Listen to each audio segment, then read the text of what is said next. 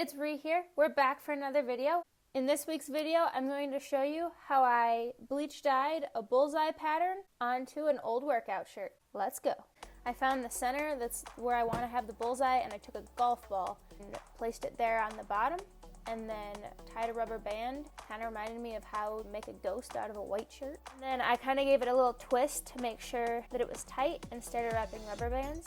I found it a lot easier just to use small rubber bands and wrap them once or twice and then just put them over the golf ball end rather than trying to loop the tail back through them.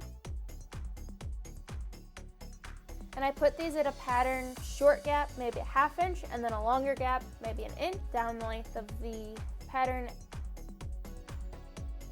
There you see I just changed one of the rubber bands, it was too thick.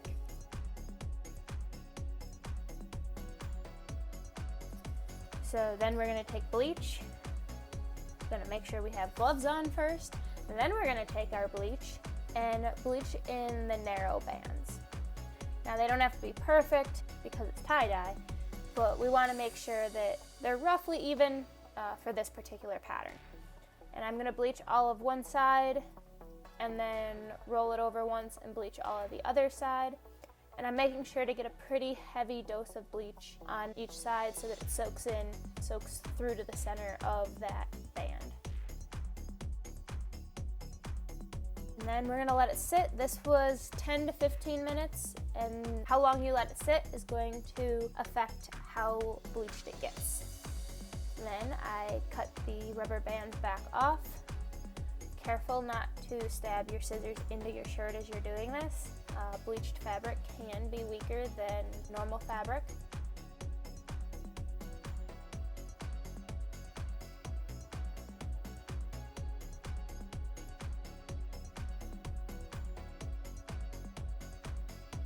And then I opened it up.